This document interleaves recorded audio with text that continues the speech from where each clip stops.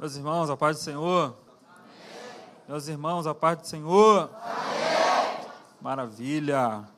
Abra sua Bíblia em Mateus capítulo 6, Evangelho de Jesus Cristo, segundo escreveu Mateus capítulo 6, verso 9.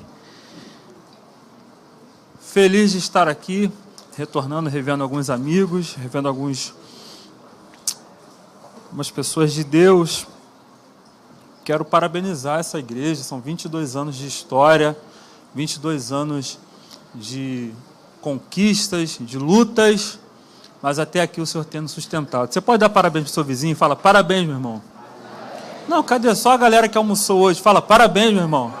22 anos é para qualquer um, não. Glória a Deus pela sua vida. Amém? Quem achou, diga amém. Antes de fazer a leitura, quero louvar a Deus pela vida do pastor Ney. Deus continue abençoando toda essa igreja, primeira dama, essa galera aí, o Lucas, que está melhor, está falando já, né? Está falando pra caramba já, né? Maravilha, Deus abençoe. Deus abençoe a reverenda Raquel aqui. Oi? Amém, Deus abençoe. Quem achou, diga amém. Eu vou ler o primeiro versículo, eu tenho certeza que todos vão ler, nem vai precisar olhar para a Bíblia, porque esse texto é muito conhecido. Por essa razão, vocês vão orar assim: Pai nosso que estás nos céus, santificado seja o teu nome, venha a nós o teu reino, seja feita a tua vontade, assim na terra como no céu. O pão nosso de cada dia nos dai hoje, perdoai as nossas ofensas, assim como nós perdoamos aos nossos ofensores. Não deixes cair em tentação, mas livrai-nos do mal. Pois teu é o reino, o poder e a glória para sempre. Amém. Você pode tomar seu assento. Se você entender que Deus está falando contigo, se você tiver essa compreensão, quem está me ouvindo, diga amém. Amém. Se você tiver essa compreensão que Deus está falando com você, você pode reagir a essa palavra. Como? Falando, glória a Deus. Repete comigo, glória a Deus. Fala a Deus. É verdade. Peguei. É Deus purinho na terra. Você pode reagir, amém? Se você entender que Deus está falando. Quem está aqui por causa da palavra? Diga amém. Quem precisa de uma palavra, diga amém. Maravilha, vamos lá. Gente, esse texto aqui, ele é um dos mais conhecidos da Bíblia. Todos aqui já tiveram acesso, direta ou indiretamente, com esse texto, com esse episódio, desde criança. Eu estava observando algumas pessoas fazendo a leitura, e quase ninguém, pastor, leu na Bíblia, porque já sabe de cor, porque desde criança nós fomos ensinados a essa famosa oração do Pai Nosso. Essa oração, ela é reconhecida nas principais religiões monoteístas. O que seria isso? São religiões que acreditam na existência de um único Deus. Então, se você tiver acesso, ou se você teve acesso a algumas religiões de matriz africana, outras religiões que não dá tempo da gente contextualizar, você vai ver que eles fazem menção, eles respeitam essa oração do Pai Nosso. Essa oração é um modelo que Jesus vai ensinar, não só para aquela galera que está ali, mas vai atravessar gerações até chegar à nossa vida, até chegar ao pessoal da nova vida aqui, porque Deus tem uma palavra para você. Então, perceba o seguinte, para a gente entender esse contexto aqui, a gente já precisa analisar quem escreveu. Mateus, que escreveu, que registrou esse episódio, Lucas também registrou, mas ele oculta algumas partes cruciais para a interpretação dessa oração. Mateus, ou o evangelho que é atribuído a Mateus, vai registrar esse episódio, e é um tanto curioso, porque Mateus ele tem a incumbência de escrever, de revelar o Cristo, o Messias, para os judeus, e isso era uma tarefa muito difícil. Só para você entender, para a gente estar bem contextualizado aqui, Marcos, quando vai escrever o seu evangelho, ou o evangelho que é atribuído a Marcos, por que a gente fala dessa atribuição? Porque os evangelhos começaram a circular, segundo os estudiosos, cerca de 40, 50, 60 anos depois de Cristo, e alguns dos evangelistas, alguns dos personagens bíblicos que têm essa atribuição de autoria, alguns foram seus secretários que escreveram, ou alguém escreveu em memória ou em atribuição. Então, por isso que a gente fala dessa forma. Marcos, quando vai escrever o seu evangelho, ele vai destinar o seu evangelho, ele tem como referência os romanos. Marcos precisa revelar o Messias para os cristãos que estão em Roma. Lucas, ele tem como destino os gregos. Por isso que Lucas, no Evangelho de Lucas, a gente vai observar que ele tem uma cuidadosa missão. Se existe alguém da área do direito aqui, pode analisar depois o Evangelho de Jesus Cristo, segundo escreveu Lucas, que vai entender que esse material é uma espécie de um dossiê, como se Lucas fosse um advogado tentando defender a autenticidade desse material, desse volume. Por isso que os estudiosos, como Flávio Josefo, Eusébio de Cesareia, dentre outros, vão falar que esse material que Lucas está apresentando para os gregos precisa ser desse nível didático, desse nível pedagógico, porque os gregos, na época, eram a cultura, eles tinham uma cultura que mais tinha influência naquela região. Falar grego, na época, era como se falasse inglês de hoje. Então, só para você ter uma ideia de cultura, de nível de cultura. Então, para atingir um povo culto, para atingir um povo de extrema inteligência, Lucas precisava reunir um material extremamente detalhado. Quem está me ouvindo, diga amém. Amém. João, ele é um pouco mais sintetizado, ele vai direto ao ponto. Por quê? João, ele já inicia seu evangelho dizendo o seguinte: no princípio era o verbo. Fala comigo, verbo. Verbo no grego, logos. Fala comigo, logos. O que significa logos? Logos é a origem de tudo. Eu disse a vocês que nesse período aqui do Novo Testamento, a cultura, a influência grega estava em alta, inclusive os grandes filósofos, os grandes pensadores gregos. Então, o objetivo dos filósofos era buscar a origem da vida. Repete isso para ser pedagógico. Fala, origem da vida. Então, os filósofos buscavam entender a origem da vida, de onde viemos, onde estamos e para onde vamos ou para onde iremos. E João, ele já começa a apresentar o seu evangelho dizendo o seguinte: no princípio era o verbo, logos. Logos significa origem de tudo. E o verbo estava com Deus, e o verbo era Deus. Esse verbo é Cristo. Olha o recado que João, pastor, está passando para os seus ouvintes. No princípio era o verbo, ou seja, enquanto os filósofos estão buscando entender a origem da vida, Jesus Cristo é o verbo, ele é o logos, ele é a origem de tudo. Entenda isso, não adianta a gente buscar mecanismos para entender de onde viemos, onde estamos e para onde vamos, porque Jesus é o resumo de tudo, porque dele, por ele, para ele são e foram feitas todas as coisas. Só uma pessoa deu glória a Deus aqui, eu vou repetir, porque dele, alguém concorda com isso? Porque dele, por ele, para ele são e foram feitas todas as coisas. Jesus é a origem de tudo. Amém? Já o evangelista Mateus, que eu disse a vocês, ele tem a dura missão, a árdua tarefa de apresentar, de revelar o Messias para a comunidade judaica. E por que é um desafio? Porque o povo judeu é extremamente metódico, é extremamente robótico, é extremamente sistemático, religioso. Para você ter uma ideia, a rotina de um judeu na época era extremamente pesada. E eu vou contextualizar para você aqui. Um judeu, quando acordava, ele tinha que fazer um ritual em agradecimento por estar vivo. Ele tinha que fazer o quê? Fala comigo, um ritual. Eu vou precisar da sua participação para você não dormir. Antes de tomar café, ele fazia um ritual. Durante o processo de tomar café, falo tomar café trazendo para a nossa linguagem. Durante o processo ali, tomando café, ele tinha que tomar café fazendo um ritual. Depois que tomava café, ele tinha que fazer um ritual em agradecimento a Deus por essa refeição, e agora ele tinha que ir ao trabalho. Durante a caminhada até o trabalho, ele tinha que fazer um ritual. Quando chegava no trabalho, ele tinha que fazer um ritual. Durante o trabalho, pastor, ele tinha que fazer um ritual.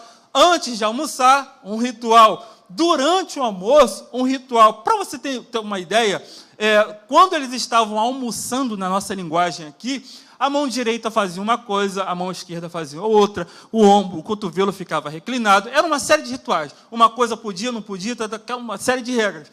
E depois que terminava de almoçar, fazia um ritual. Na hora nona, todo mundo parava para fazer um ritual, em agradecimento, em oração, aquela coisa toda que até hoje eles fazem.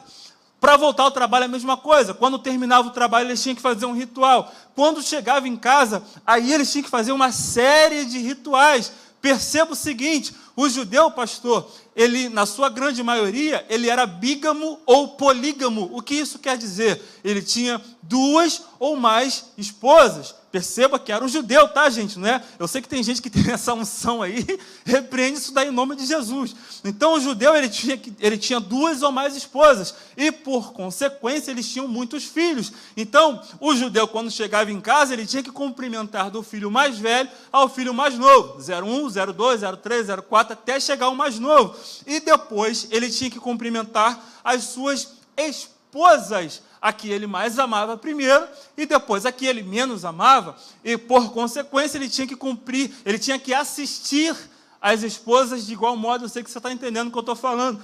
E durante o processo lá de janta, tinha que cumprir um ritual. Quando terminava a janta, tinha que cumprir um ritual. Quando ele estava com a esposa dele lá no manto de mistério, tinha que cumprir ritual, inclusive durante o processo.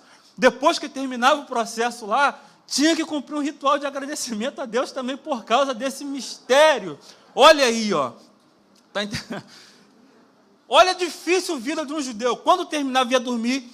No outro dia, a mesma coisa. E, pasmem os senhores, eles não conseguiam cumprir, porque eram 613 leis. Não são só 10 mandamentos. São 613 leis que o judeu tinha que cumprir.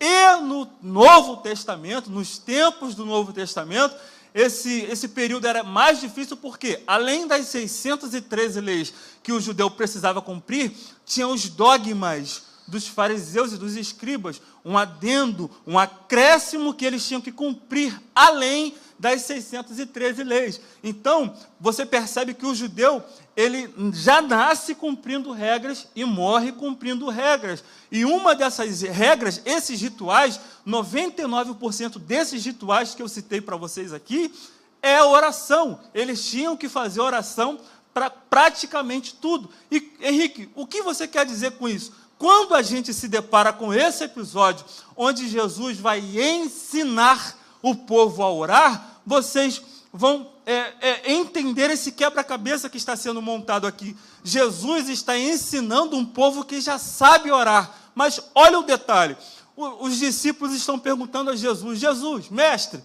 como que a gente deve orar? Você vai lembrar que Jesus está no famoso Sermão da Montanha, trazendo a Constituição, as prerrogativas da graça. Você precisa entender que esse é um período de transição da lei, do Antigo Testamento, para a graça, para o Novo Testamento, o período que a gente vive hoje. Então, Jesus está ensinando a sua prerrogativa da graça. Jesus está detalhando as características da Constituição da graça. Aí os discípulos vão chegar para Jesus e vão perguntar, pastor, mestre, como que a gente deve orar? Aí Jesus vai responder algo muito simples. Ele vai responder, quando vocês forem orar, vocês vão orar assim: Pai nosso que estás nos céus. Repete comigo, Pai nosso. Isso aqui, gente, Jesus deu um nó tático na cabeça dos judeus. Vocês já viram que eu entendo de futebol, né? Porque eu falei nó tático, vocês já estão... Nó tático na cabeça dos judeus. Por quê? O judeu, ele se reporta a Deus de uma maneira muito superficial, pastor. O judeu, por natureza, ele vai se reportar a Deus, se referir a Deus, chamando Deus de Adonai, que significa Senhor. E Jesus, ele vai entrar nas configurações da vida e Jesus vai editar o modo que o homem se relaciona com Deus. Jesus, em outras palavras, está dizendo, vocês não vão chamar Deus de Senhor a partir de agora. A partir de agora, vocês vão chamar ele de Pai. Entenda isso. E qual é a diferença? Vamos para o campo das prerrogativas. Se eu chamo alguém de Senhor, automaticamente eu sou servo. Entenda isso. Se eu falo que o pastor é alto, automaticamente eu me coloco na condição de uma pessoa baixa. Isso são precedências, são prerrogativas. Agora, se eu chamo alguém de pai, isso indica que eu sou filho. E tem muita gente, pastor, que precisa entender que para ser marcado para o futuro, precisa ter a mentalidade de filho e não de servo. Tem muita gente que precisa entender que é filho, que não é mais servo, e sim filho. Qual é a diferença? Se tem algum chefe aqui, vai entender o que eu estou falando. Se alguém é funcionário aqui, vai entender o que eu estou falando. Um funcionário, ou melhor, o chefe, ele não quer saber como foi o seu dia, ele não quer saber dos seus interesses, ele não quer saber dos seus sentimentos, ele não quer saber de nada disso. O seu chefe só quer a sua produtividade. Esse era mais ou menos o retrato do Antigo Testamento. Deus exigia algo que o próprio homem quebrou no Éden. E a exigência era muito alta. Essas 613 leis, mais os dogmas dos escribas e dos fariseus. E Jesus vai melhorar esse nível de relacionamento. Qual é a diferença, pastor? Ou melhor, quem tem mais benefício? Um funcionário ou um filho? Um filho, naturalmente. Então, através dessa mensagem aqui, Deus quer chamar a sua atenção para você entender que você é filho. E por ser filho, você serve. Não, alguém precisa entender isso aqui comigo. Alguém precisa entender.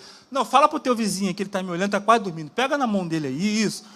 Vocês estavam voando aqui, voa também na palavra. Entra comigo aqui nessa palavra. Fala, você precisa entender que você é filho. E por ser filho, você serve. Consegue entender essa diferença? Alguém está conseguindo entender isso aqui? Alguém está conseguindo entender isso aqui?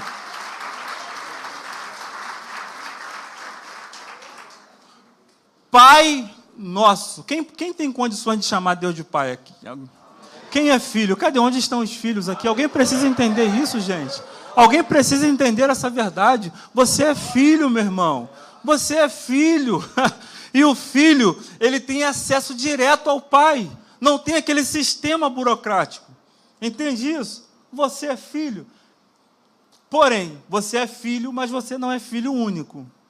Tem diferença. Por quê? Jesus está ensinando o povo a orar. E no seu ensino, Jesus ensina essa expressão, pastor. Pai nosso. Se a gente for para o campo das precedências, a gente vai entender que se Jesus ensina a falar Pai meu, como no grego está escrito, ou meu Pai, isso indicaria que eu sou filho único. Só que Jesus está ensinando a usar a expressão Pai Nosso. Se eu falo Pai Nosso, isso indica que eu tenho um irmão. Entende isso? Tem muita gente que precisa entender que é filho. E tem muita gente entender que precisa... Tem muita gente que precisa entender que tem um próximo a ele. Vou falar de novo, vou falar devagar. Tem muita gente que precisa entender que é filho. E tem muita gente que precisa entender que tem um próximo a ele. Entende isso? Sabe por quê? Porque aqui não. Mas tem muitas pessoas que são egoístas, que só pensam em si mesmos, pastor. Me abençoa, me dá, esquece do seu próximo. Fala para o teu vizinho, tem alguém do seu lado que precisa ser alcançado, que precisa de avivamento, que precisa de assistência, que precisa ser cheio, que precisa ser renovado. Meu irmão, tem um próximo a você que precisa entender que é filho também, meu irmão. Ô glória! E ao teu próximo como a ti mesmo. Numa certa feita, Deus vai se apresentar para Gideão de uma forma teofânica. O que é teofania? A aparição de Deus literal na figura de um homem ou de um anjo. Por que Deus vai se apresentar para Gideão literalmente? Porque no chamado de Gideão, o anjo do Senhor, de forma teofânica, vai falar para Gideão, o Senhor é contigo. Repete essa frase, contigo. Pastor, o anjo estava falando com Gideão. E Gideão vai responder da seguinte forma, Se o Senhor é conosco, ou seja, Ele conseguiu incluir o seu próximo. E para quem consegue incluir o próximo no seu projeto, o próprio Deus se manifesta, meu irmão. Fala para o teu vizinho, lembra de mim. Fala para o teu vizinho, ora por mim. É, meu irmão. Está conseguindo entender isso aqui? Diga amém. Pai nosso que estás nos céus, santificado seja o teu nome. Eu vou pular porque não dá tempo da gente contextualizar. Venha o teu reino. Fala comigo. Venha o teu reino. Alguns alunos me perguntam o seguinte: Henrique, professor, Jesus está ensinando. Jesus está nos ensinando a pedir a antecipação da nossa morte. Por quê? Quando se canta, venha o teu reino, quando se fala, venha o teu reino, a ideia que se tem, principalmente no Ocidente, pastor, é que Jesus está ensinando a gente pedir a antecipação da nossa morte, porque a gente consegue ligar a reino dos céus com a nossa morte. Quando se fala reino dos céus, algumas pessoas imaginam a nossa vida no céu, todo mundo de branco, sem problema, sem boletos, sem um monte de coisa, sem aluguel. Meu Deus, o sangue de Jesus tem poder. Né? Muita gente imagina essa situação. Só que existe uma diferença de reino dos céus para reino dos céus. A diferença está nas preposições. Como assim? Reino dos céus é na terra, é o reino dos céus na terra. E o reino nos céus é o reino nos céus, é a vida no céu. E Henrique, esse texto está falando de qual das duas esferas? Reino dos céus. Sabe por quê? O Novo Testamento foi escrito em grego koiné. O que significa grego koiné? É um grego coloquial, é um grego popular, povão. Lembre-se que a nossa Bíblia é derivada da Vulgata latina. O que é Vulgata? Vulgar, forma coloquial de falar. Linguagem de mercador, fácil entendimento. Então, a palavra reino, aqui no Novo Testamento, escrito no grego koiné, significa basilion ou basileia. Fala para o teu vizinho aí, basileia. O que significa basileia? Governo, administração ou, para facilitar o seu entendimento, colonização. Entenda isso, colonização. Olha o projeto de Jesus mediante a graça, mediante o reino dos céus na terra. Colonização. Para você entender isso daqui, preste atenção aqui.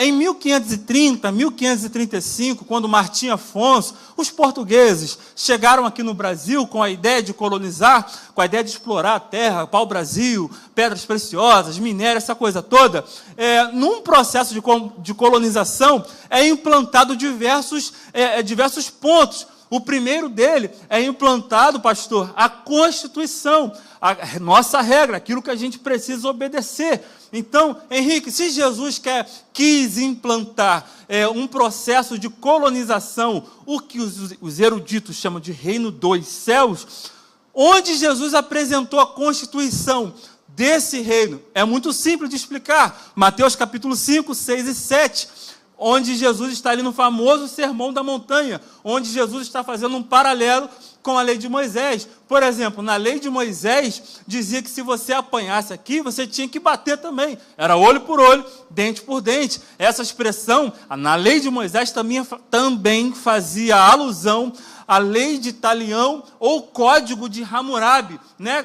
Praticamente a mesma coisa, a mesma ideia da lei de Moisés, que você apanhava aqui e revidava, aquela coisa toda. E Jesus, no monte, no famoso Sermão do Monte, Jesus está falando, se alguém te bater aqui, dá o outro lado, trazendo para a nossa linguagem. Se alguém te convidar para caminhar 1 quilômetro, caminha 2. Então, Jesus está trazendo a prerrogativa da sua Constituição ali. Então, a primeira coisa que Jesus implanta nesse conceito de reino dos céus, nesse conceito de colonização, é a Constituição, o que nós, pastores, pregadores, evangelistas, chamamos de palavra de Deus. Então, fala para o teu vizinho, para você fazer parte do reino, você tem que obedecer essa Constituição aqui, É essa Bíblia que diz o que você pode, o que você não pode. É essa Bíblia que diz o que você é e o que você não é. Onde você está, para onde você está indo, o que você deve fazer. Obedeça a Constituição que é a Bíblia, meu irmão.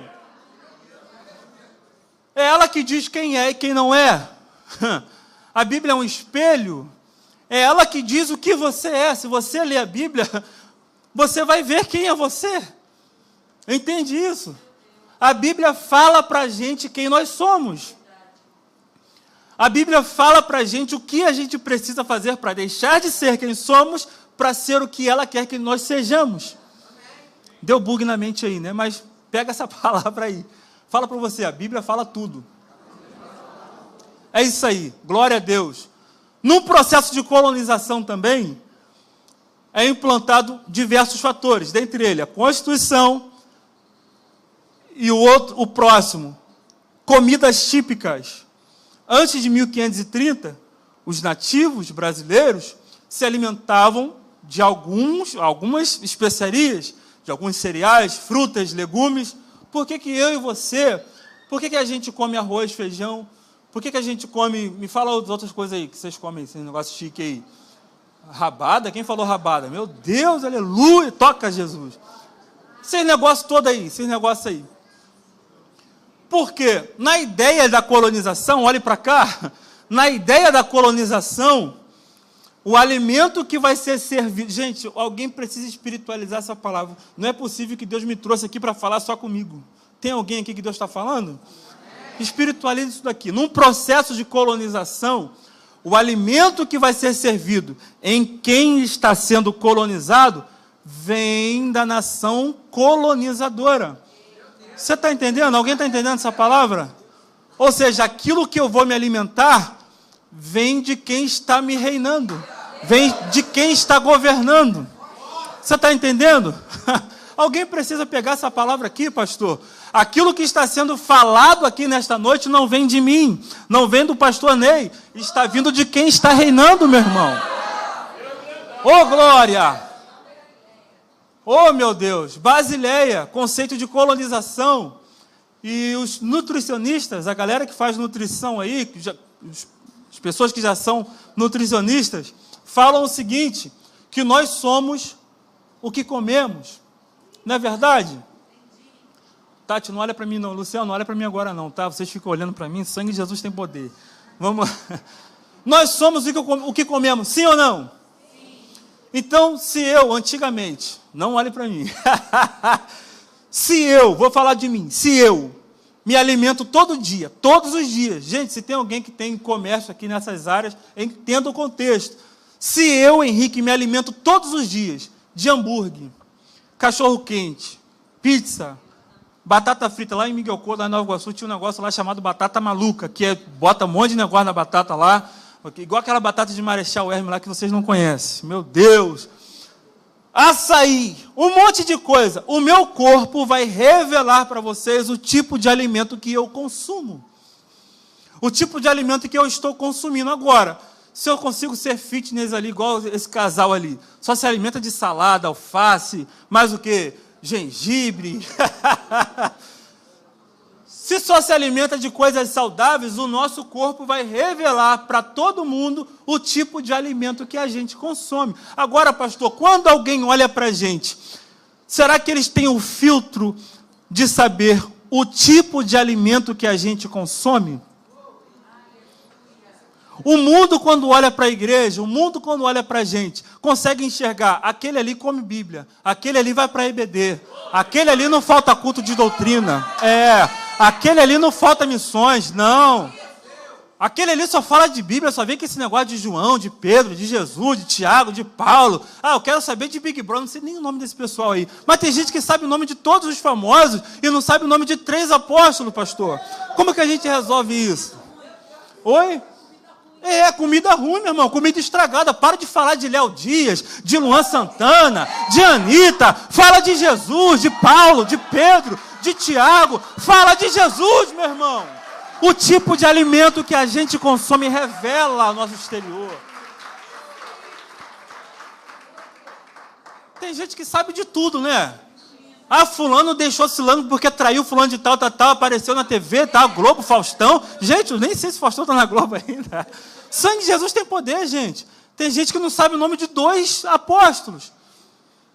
Teve um aluno que falou, perguntei, fala o nome de 4 apóstolos aí. Falou, Pedro, Tiago, João e o barquinho. Eu falei, meu Deus.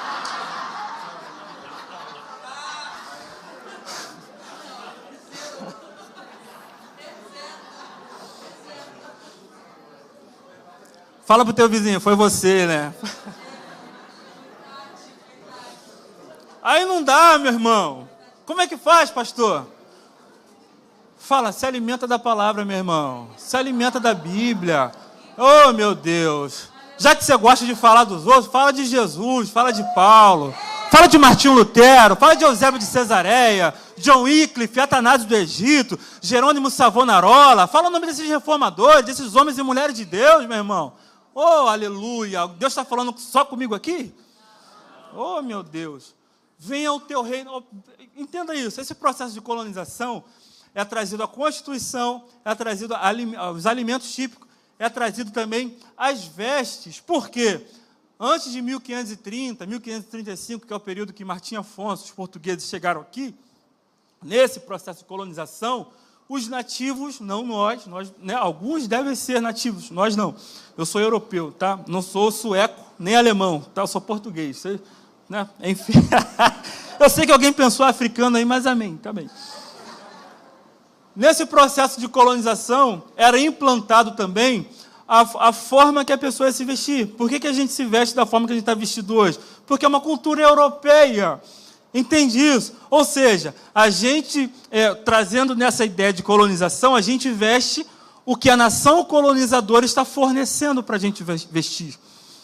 E espiritualizando esse texto, qual o tipo de veste que a gente precisa vestir? Fala para o teu vizinho aí, vestes brancas. Por quê? Dentro do cenário bíblico, quando um sacerdote... Ah, Henrique, isso é só para sacerdote? Não. Quando Jesus morreu na cruz, quem está me ouvindo, diga amém. Quando Jesus morreu na cruz, 2 situações eram para acontecer. O véu do templo se rasgou. Amém ou não amém? De alto a baixo.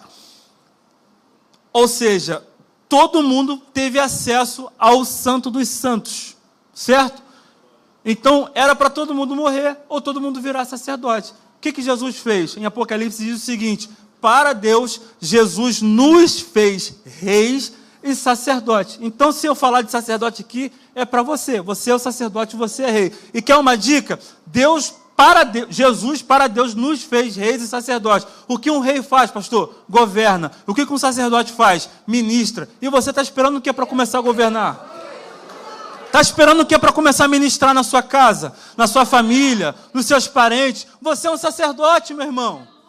Está esperando o que para governar a sua jurisdição, o seu ambiente, marcar território? Fala para o teu vizinho, você é rei e sacerdote em Cristo.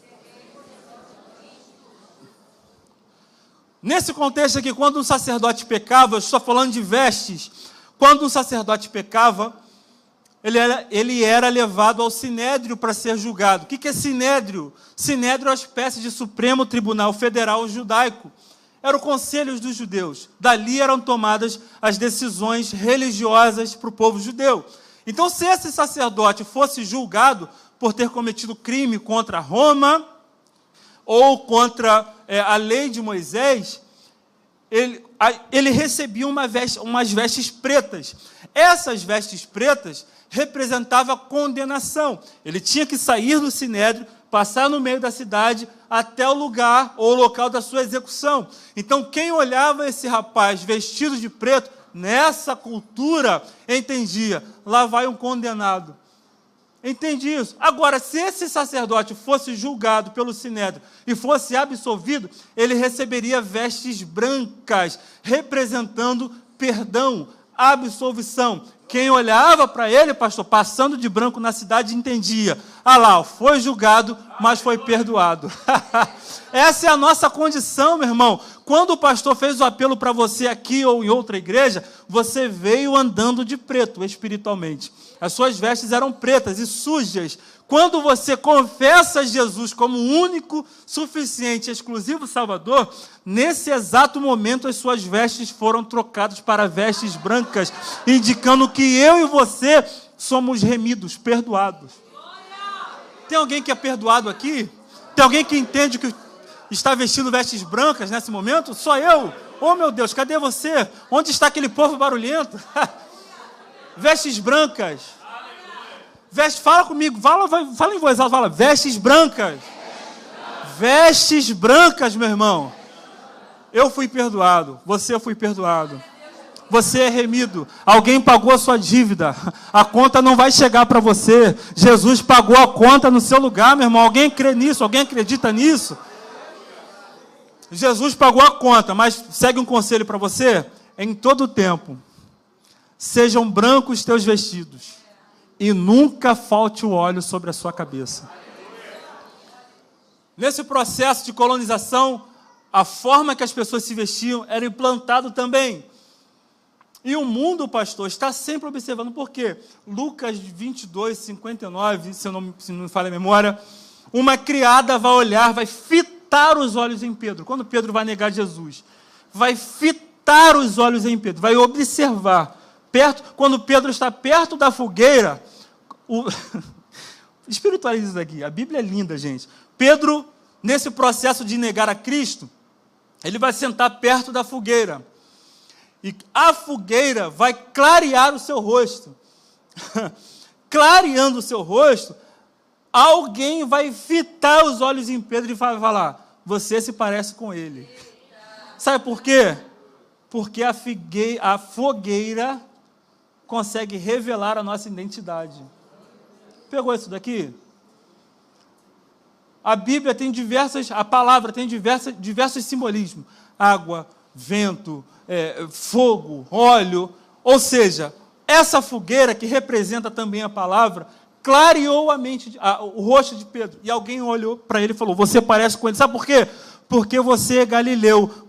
Por que ela disse que ele parece o galileu? Pela forma de se vestir. Ou seja, nesse processo de colonização, a forma que a gente se veste revela a nossa identidade. Já diz um pensador, a roupa que a gente veste, eu estou falando de uma conotação espiritual, a roupa que a gente veste revela o que a gente procura. Entenda isso. Então, no reino, para viver o reino, pastor, para ser colonizado, a gente precisa entender que não estamos mais vestindo vestes pretas, vestes de vergonha, vestes de condenação, mas foram trocados por vestes brancas, simbolizando perdão, absolvição, salvação. Alguém está vestido de branco aqui? Deixa eu ver, oh glória a Deus. Esse processo de colonização fica claro na composição do seu versículo. Por quê? Venha o teu reino, Basileia, governo, administração, colonização. Olha, presta atenção aqui. Seja feita a tua vontade aqui na terra, como é feita no céu. Justamente um processo de colonização. Quem manda é quem está colonizando. Entenda esse princípio. E vai chegar um ponto aqui, pastor. Repete comigo. Pai nosso que estás no céu, santificado seja o teu nome. Venha o teu reino. Seja feita a tua vontade, aqui na terra, como é feita nos céus. Até aqui, esse processo é só para lá, essa oração é só para lá, é só para cima, se refere só a Deus. A partir de agora, é providência para mim e para a sua vida. Não sei se alguém precisa, eu preciso. Por quê? Jesus vai ensinar, o pão nosso de cada dia nos dá hoje. Gente, isso aqui, se você não entender essa palavra, você tem que marcar um gabinete com o pastor urgente. Entende isso daqui? Entende isso daqui? O pão nosso de cada dia nos dá hoje. Entende isso daqui? O pão nosso de cada dia, ou seja, hoje é domingo, o pão de segunda-feira me dá hoje. O pão de terça-feira me dá hoje. O pão de quarta, alguém está entendendo? O pão de quarta-feira me dá hoje. O pão de quinta-feira me dá hoje. O pão de sexta-feira, pastor, me dá hoje. O pão de sábado me dá hoje. O pão de domingo me dá hoje. Gente, isso daqui é antecipação de bênção. Isso só está disponível só para quem é do reino. Henrique, a gente consegue antecipar a bênção? Sim, com certeza. O centurião estava com o seu criado doente, jazendo. E o processo, entenda isso daqui, o processo que Jesus levaria até chegar na casa do centurião demandaria um certo tempo. Quanto tempo? Alguns minutos, algumas horas, dependendo da afluência da multidão. Então, o centurião entendeu, mesmo não sendo judeu, entendeu que se Jesus libera uma palavra, ele consegue ganhar esses minutos ou horas. Aquilo que era para ele receber em minutos ou horas, ele conseguiu receber na hora. Ah, meu irmão, você precisa... Eu não sei onde você está que não entendeu isso daqui. Eu vou explicar de novo. O centurião, Jesus estava indo na casa do centurião de Cafarnaum, sim ou não? Sim. No processo, na caminhada de Jesus até a casa do centurião, para resolver esse problema do servo, pastor, Jesus levaria alguns minutos ou horas, por causa da multidão, sim ou não? O centurião falou, não, peraí, não precisa ir na minha casa, eu não sou digno. Libera uma palavra, só fala que ele vai ser curado. Aí aquilo que o centurião receberia em minutos ou horas, ele recebeu na hora. O que é isso? Antecipação de bênção. Você tá entendendo a gravidade disso daqui? Eu quero profetizar algo na sua vida. Aquilo que era para você receber amanhã, está disponível hoje para você. Aquilo que você vai precisar para daqui uma semana, está disponível hoje. Está liberado, meu irmão. Só pega quem tem fé, meu irmão. Aquilo que você vai precisar para daqui um mês, 2 meses, aquilo que sairia daqui um ano para você, está liberado hoje para você, meu irmão. Sabe por quê? Efésios 1:3. Todas as sortes de bênção já estão liberadas para a gente. Não, você não entendeu isso daqui. Toda sorte de bênção. Gente, eu não sei se você entende essa ideia. Eu não sei se você entende a gravidade de que é estar num culto. Isso aqui não é um ritual, gente. Isso aqui não é um teatro. Daqui é liberado palavras de vida para a sua vida. Daqui é lançado palavra de direcionamento para a sua vida. Eu não sei se você entende isso. Efésios 1:3, pastor. Toda sorte de bênção, não é algumas. Toda sorte de bênção já foram liberados para você. Antes de você pedir, já está liberado para você. Você não entendeu isso? O que você precisa aí? Você precisa de bênçãos espirituais? Você precisa de bênçãos financeiras, bênçãos físicas? Meu irmão, antes de você entender que precisa, já está disponível para você. Vamos entender isso aqui no mais profundo? Vai bugar a mente de algumas pessoas, mas eu vou explicar, vou contextualizar. Você será o que você já era em Deus. Eita! Vou repetir. Você quer repetir comigo? Você será... Não, cara, meu irmão, meu Deus, sangue de Jesus tem poder. Tem que botar aquele dispositivo de choque no banco, né? Aperta o botãozinho aqui, ô glória! Você será o que você já era em Deus. Henrique, que loucura é essa? Eu vou te explicar. Quando Deus se apresenta para Jeremias, fala, Jeremias, antes de você nascer, eu já te conhecia. Quando conhecia? Antes de nascer.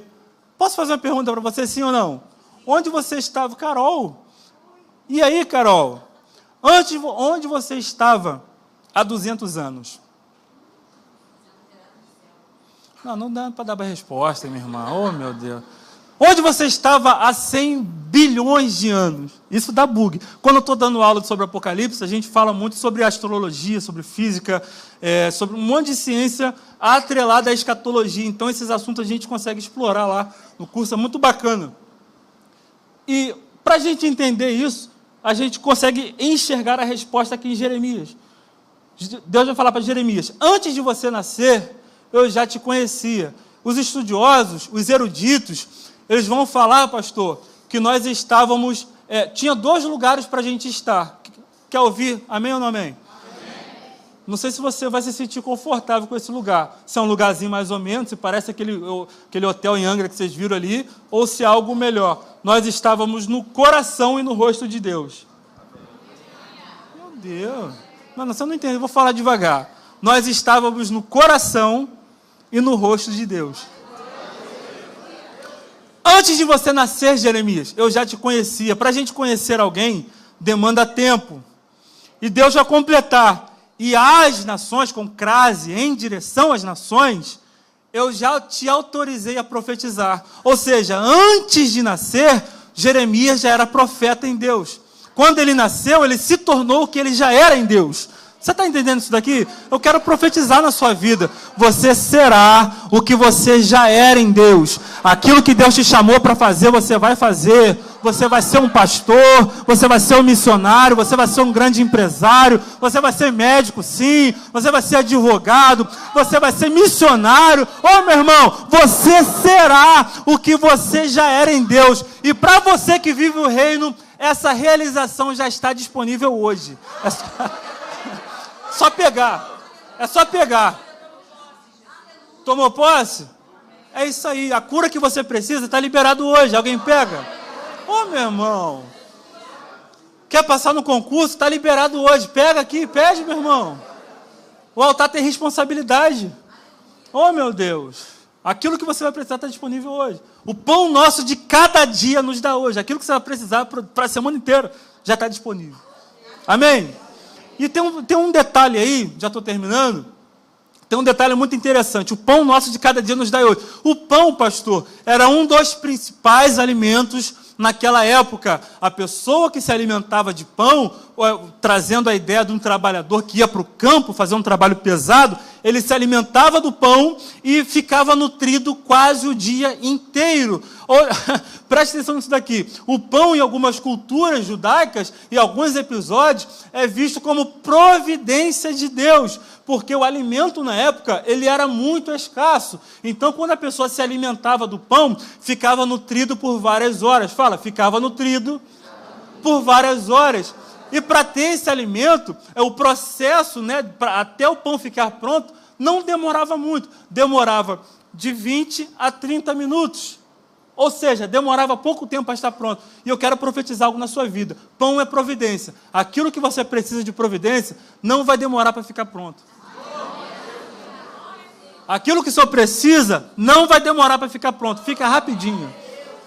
E outra coisa, o pão era feito de diversas formas. Nesse contexto aqui, o pão era feito da seguinte forma. Fazia-se uma cavidade no chão, um buraco, colocava ali a massa, tapava com folhas, o sol. Gente, se alguém espiritualidade isso aqui, vai voar. O sol assava o pão, e para pegar o pão, a pessoa, olha para cá, todos olham para cá. Para pegar o pão era aquilo que iria deixar o cara de pé. Amém ou não amém? O pão deixaria o rapaz nutrido o dia inteiro. Amém ou não amém? Então, para pegar aquilo que nos deixaria nutrido o dia inteiro, a providência de Deus, a pessoa tinha que fazer esse movimento para pegar. Olha, reparem aqui, ó. Tinha aqui, ó, dobrar o joelho.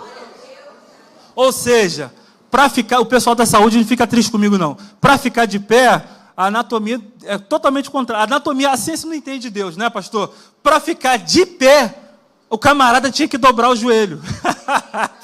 Ah, meu irmão, para receber, para pegar, para tomar posse da providência, o camarada tinha que dobrar o joelho para pegar, ó.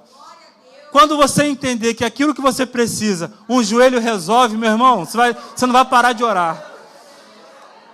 Provação em casa, meu irmão, o joelho resolve. Ah, o joelho não está resolvendo, não, dobra 2. Fala para o teu vizinho aí, você é profeta de Deus, amém? Nunca vi profeta quieto? Cadê você? Você é profeta de Deus? Então você vai profetizar para o seu irmão. Fala para o teu vizinho aí, você está a um joelho da sua providência. Alguém recebe essa palavra, meu irmão? Joelho. Dobra o joelho. Dobra o joelho, meu irmão. Dobra o joelho. Pai nosso que estás no céu, santificado seja o teu nome. Venha o teu reino, seja feita a tua vontade, aqui na terra como é feito no céu. O pão nosso de cada dia nos dá hoje. Agora, os estudiosos, quando a gente fala estudiosos, Dr. Champlin, Eusébio de Cesareia, John Wycliffe, muitos personagens que comentam esses episódios, vão trazer para a gente algumas ideias. E eles classificam esse próximo versículo como as letrinhas pequenas de uma grande propaganda. Quando você vê lá naquele aplicativo lá, Shopee, Shein, esses negócios aí, um iPhone 15 por R$200. Ou um príncipe da Nigéria está precisando de doação, depois ele vai te dar não sei quantos milhões. Aí você vai lá e clica. Aí seu telefone para de funcionar porque está cheio de vírus. Deus está falando com alguém aqui. Sou eu não, irmão. Sangue de Jesus tem poder. Esse versículo, ele é como se fossem as letrinhas pequenas de uma grande propaganda. Sabe por quê? Você entendeu aqui como deve orar. Você entendeu que é filho. Você entendeu que Deus é pai. Tem muita gente que tem a cultura de pensar que Deus é aquele velhinho com o olho vermelho, com um machado apontado para a gente, jogando. Não, meu irmão. Deus é pai. A gente vacila, mas Deus é pai. O pai corrige o filho. Por isso que a gente fica na prova, às vezes. Porque o pai corrige. Deus não mima ninguém, não. Deus não poupou o seu único filho. Vai poupar eu e você que acorda meio-dia, babando, fala mal dos outros. Sangue de Jesus tem poder, meu irmão. A gente que eu falo no modo geral. Meu irmão, estou falando de uma cultura popular, de um modo geral. Ou tem santo aqui? Exceto um bebê aqui, todo mundo aqui pecou hoje. Exceto um bebê, não estou vendo aqui, todo mundo pecou hoje, meu irmão. Mas graças a Deus, nós somos pecadores perdoados. Aleluia. Só quem deu aleluia entendeu isso daí. Nós somos pecadores perdoados. Nossas vestes são brancas. Se Jesus arrebatar a sua igreja hoje, todo mundo aqui vai subir, meu irmão. Tem esse negócio não. Por isso que o diabo tem raiva de mim e de você. Sabe por quê? Eu vou entrar um pouquinho na escatologia aqui. Eu tenho alguns minutinhos, ou algumas horas. Oh, meu Deus, aleluia. Sabe por quê? Uma das raivas que o diabo tem de mim e de você? O diabo colocou no coração. Lúcifer colocou no coração. Subirei ao mais alto dos montes, serei semelhante ao Altíssimo. Aí eu pergunto à igreja, ele concluiu o desejo do coração? Ele só pensou e foi lançado nas trevas exteriores. Eu e você, a gente peca, a gente vacila, a gente dá mole, a gente faz um monte de coisa errada. Aí Jesus, o que de mais importante tem no universo, por quê? Porque dele, por ele, para ele, foram feitas todas as coisas. Tudo é em torno de Jesus. Jesus é a origem de tudo. Aí Jesus decide aniquilar-se a si mesmo. Sabe o que significa aniquilar-se? É como se ele pegasse um ponteiro, uma talhadeira e começasse a se quebrar. Se quebrou assumindo a forma de homem, desceu aqui, ouviu um monte de baboseiro dos escribas, dos fariseus, as pessoas que ele curou, as pessoas que ele fez milagre, gritaram, crucifica Jesus e solte Barrabás. Atravessando a linha do tempo, chegou até aqui, eu e você. A gente peca todos os dias, Jesus fala, vou morrer por esse cara aí. Decide pagar a minha conta, a sua conta, que é altíssima, eu falo por mim, morre no nosso lugar. E ainda chancela. Esse cara aí é justo. Porque quando a gente crê em Jesus, nós somos justificados, ou seja, nós temos uma defesa eterna. E as nossas... Gente, João ainda vai falar, filhinhos, não pequeis. Mas se vocês pecarem, vocês têm um advogado. E esse advogado, ele não morre. Esse advogado não termina o prazo de vigência. Se você pecar, você tem um advogado. Você está entendendo isso daqui? Por isso que Jesus deixa na Bíblia alguns pontos, dizendo, em todo tempo sejam brancos teus vestidos, ou seja, para de pecar, para de vacilar, entenda que você é filho, porque no Antigo Testamento o povo pecava porque prestava um serviço a Deus.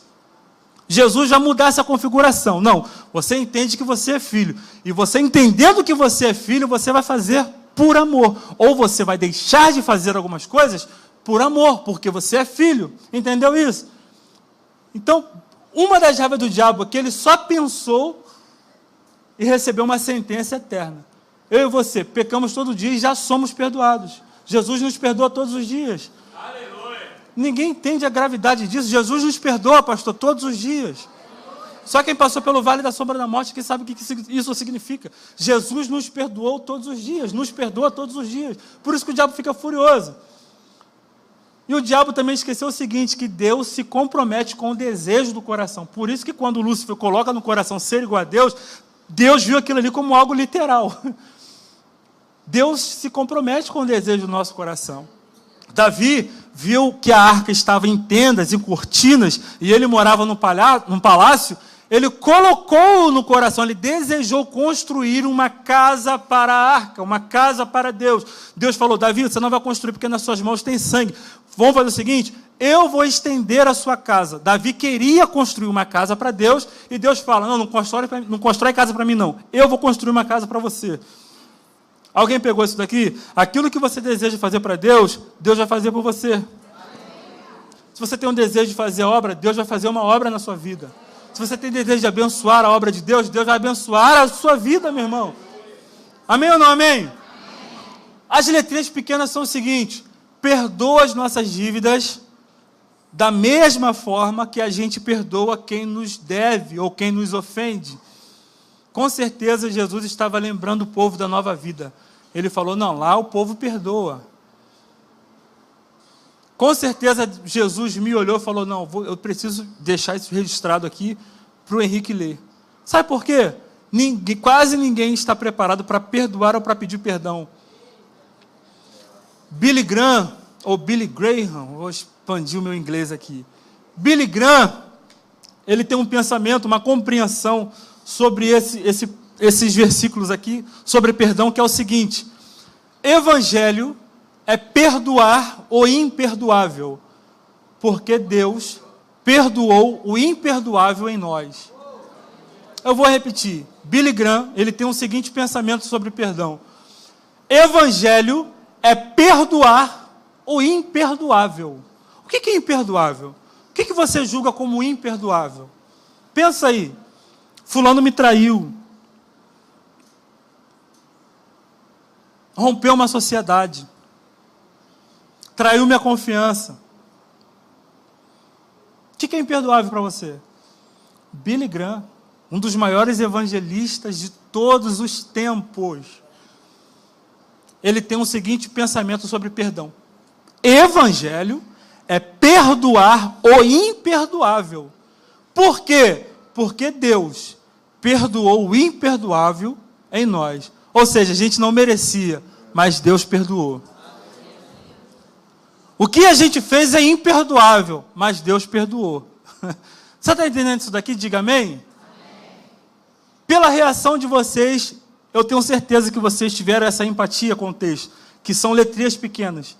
Mas a palavra de Jesus, para você que vive o reino, para você que quer ter todos esses benefícios do reino, você precisa entender que Evangelho é perdoar o imperdoável. Porque Deus perdoou o imperdoável em você. Fala para o teu vizinho: peça perdão. Libere perdão. Porque perdoar é libertar um prisioneiro e depois entender que esse prisioneiro era você. Perdoar é você entender que libertou um prisioneiro e entender que esse prisioneiro era você. A igreja pode se colocar de pé, pastor? Eu não sei com que expectativa você veio para o culto hoje, qual foi a sua motivação. Eu não sei qual foi a sua motivação em vir para a igreja hoje, mas Deus tem uma palavra de instrução para a sua vida. Para sermos marcados para o futuro, a primeira coisa que a gente precisa ter é mudança de mentalidade. Quem está me ouvindo, diga amém. Para sermos marcados para o futuro, a gente precisa mudar a nossa mentalidade. Como? De servo para filho. Se você for servo, você vai até um ponto. Se você for filho, você vai até outro ponto. Amém? Você precisa entender que você participa do reino. Você precisa entender que existe uma constituição a ser seguida. Você entendeu que as suas vestes são brancas, o seu alimento é diferenciado. Meu irmão, nem tudo é para mim e para você, meu irmão. Aquela balada não combina com você. Aquela festinha não combina com você. Aquele grupinho, meu irmão, você é quadrado demais para aquele clubinho. Sabe por quê? Porque alguém está olhando para você e está falando: você se parece com ele. Alguém está olhando para você e fala: aquele cara só fala de Bíblia, aquela mulher só fala de Bíblia. Esse lugar não combina com você. As suas vestes são brancas. Você precisa entender que você é perdoado. Para participar dos benefícios do reino, você precisa ter essa mentalidade. Para você ser marcado para o futuro, nesses 22 anos que essa igreja está completando, você precisa entender que o reino tem regras. O reino tem constituição. Tem uma veste, um padrão de veste branca para se usar. Tem um alimento certo para ser consumido. Amém ou não amém? E eu quero falar com você também que ainda não confessou Jesus como o único, suficiente, exclusivo Salvador de sua vida. Eu não sei se você já foi cristão, já foi evangélico e se afastou por algum motivo, mas se existe alguém aqui no nosso meio que quer fazer parte do reino, que quer fazer parte do grupo de pessoas, que quando Jesus arrebatar a sua igreja, vai subir com ele e morar para sempre com ele na eternidade. Vem aqui, nós estaremos orando por você. Levante suas mãos. Se existe alguém que quer aceitar Jesus, que quer confessar que Jesus, que ainda não confessou que Jesus é o único, exclusivo, suficiente Salvador de sua vida, você que está afastado e quer retornar para o caminho, vem aqui, levante suas mãos, vem aqui que nós estaremos orando por você. Existe alguém nessa noite? Se não existe, deixa eu orar com a igreja. Senhor, a tua palavra foi ministrada nessa noite. Senhor, a tua palavra foi ministrada nessa noite, não foi a minha palavra. A gente fez menção aqui da sua constituição, da sua regra de vida. A tua palavra é uma semente que foi lançada numa terra fértil, que é a tua igreja. Que o teu Espírito venha regar essa semente, que essa semente cresça, que se transforme numa grande árvore e que vidas venham desfrutar dos frutos produzidos por essas árvores, que vidas venham descansar nas sombras produzidas pelos galhos dessas árvores, em nome de Jesus.